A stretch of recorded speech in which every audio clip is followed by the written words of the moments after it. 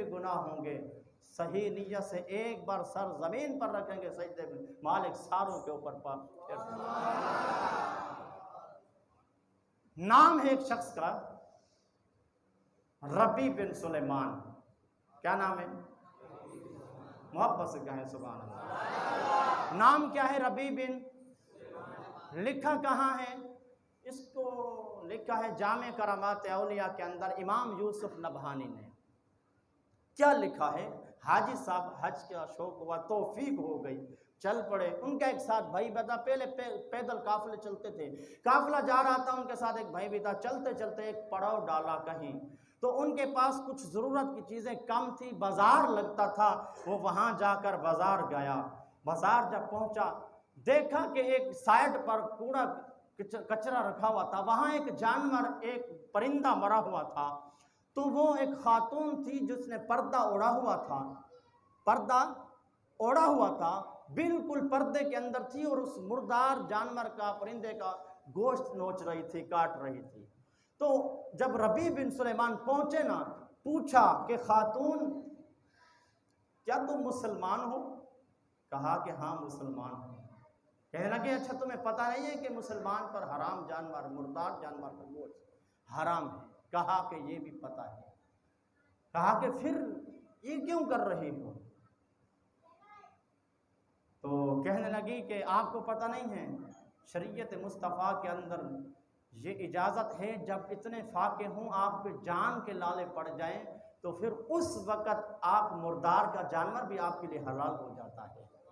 کہا کہ کون ہو؟ پوچھا کہ کہاں جا رہے ہو؟ بزرگوں کہاں جا رہے ہو؟ کہا کہ میں صاحبہ میں حج پہ جا رہا ہوں۔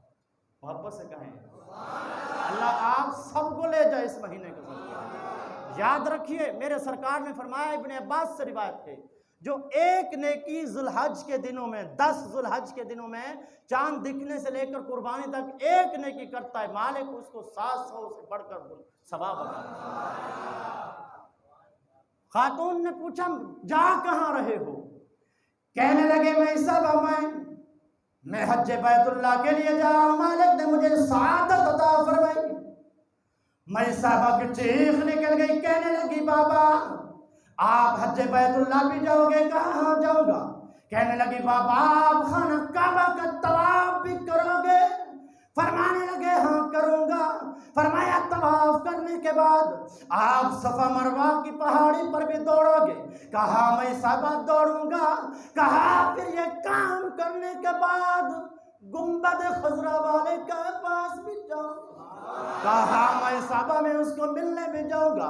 مالک کائنات کہ اس بندی نے، اس نے چیخ ماری، کہنے لگے حاجی صاحب جب تم خانہ کعبہ کا طواف کر لو، جب گنبد خضرا والے کے پاس جانا، ہاتھ جوڑ کر عرض کرنا اے لجپال نبی آپ کی بیٹی ہے، آپ کی اولاد سے ہے، اس وقت اس کا یہ حال ہے، اس پہ بھی کرم کر دیجیے۔ جناب ربی سلیمان سنتے ہیں، اس کے زمین پاؤں سے نکل گئی، کیونکہ اس کے اندر ایمان تھا، احساس تھا، جانتا تھا مسلمان کا بھائی ہوتا ہے، پھر مسلمان بھی سید زادی ہو۔ کہنے لگے جناب کیا صورتحال ہے، کیسے ہوا؟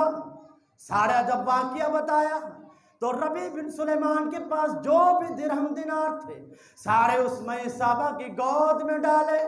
کہنے لگے مئی صاحبہ کسی کو بتانا نا، میں تو حج پہ جا رہا تھا، میرا ایمان یہ کہتا ہے میں دولت تمہیں دے دوں میرا حج ہو جائے گا۔ واپس چل پڑے، قافلے والے پوچھ رہے ہیں بتاؤ ربی یار گھر سے تو ہمارے ساتھ چلا ہے، کیوں نہیں چل رہا؟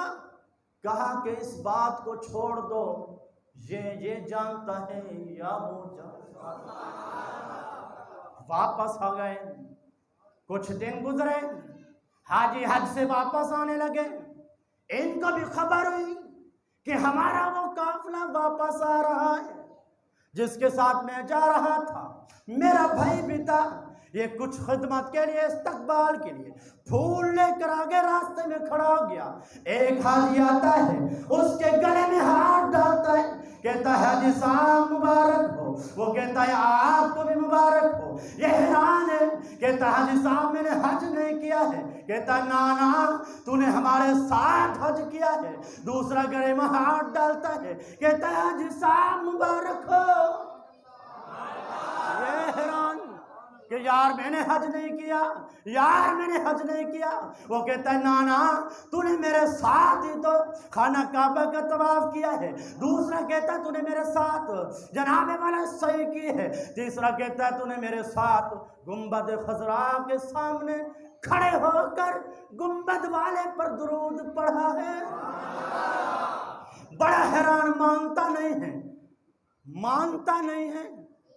بھائی جب ملا کہنے لگا بھائی صاحب یہ کچھ اشرفیاں ہیں، جب سرکار کے روزے کے چکر کاٹ رہے تھے، حضور کے روزے کی زیارت کر رہے تھے، آپ نے دی تھی کہ خیال کرنا ابھی بھی میرے پاس موجود، لیکن وہ کہاں مانے، وہ نہیں مان رہا۔ بڑا مسئلہ، وہ کہتے آپ نے حج کیا، ربیع بن سلیمان کہتا ہے چونکہ کیا ہی نہیں۔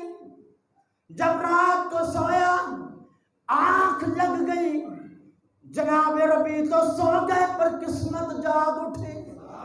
دیکھتے کیا ہے، گنبد خضرا کے سامنے گنبد خضرا کے مکین تشریف لا رہے ہیں۔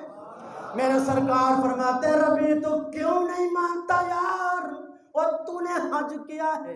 میرے سرکار فرماتے ہیں صرف تو نے حج نہیں کیا بلکہ تو نے میری اولاد کے ساتھ یہ رحم دلی کی ہے، میرے اولاد کے ساتھ تو نے یہ سلوک کیا ہے۔ مالک نے سلوک کرنے پر تمہیں اجر یہ عطا فرمایا ہے، تیرے نام کا فرشتہ ایک پیدا فرما دیا ہے جو قیامت تک تیرے نام کے حج کرتا رہے۔ تیرے نام کا فرشتہ مالک نے بنا دیا ہے، صرف تو نے میرے آل کے ساتھ محبت کی ہے، قیامت تک فرشتہ طواف کرتا رہے گا، وہ حج کا ثواب تیرے نام اعمال میں لکھا جائے گا۔ یہ ہے اولاد نبی جن کی خدمت کی دل میں احساس رکھا، اور صحابہ کے لیے میرے سرکار نے فرمایا اصحابی کا نجوم، نجوم کہتے ہیں ستارے کو، کس کو کہتے ہیں؟ میرے اصحاب ستارے کی مثل ہے، فاقتدیتم اہتدیتم، اور جس نے جس کی اقتدا کر لی پھر وہ کامیاب ہو گیا ہے، اس نے ہدایت پا لی ہے۔ یہ میرے سرکار نے کس کے لیے فرمایا؟ صحابہ کے لیے۔ صحابہ، وہ صحابی وہ ہوتا ہے جس نے اس نگاہ سے حالت ایمان میں گنبد خضرا کے مکی کی زیارت کی ہو، اس کو صحابی کہتے ہیں۔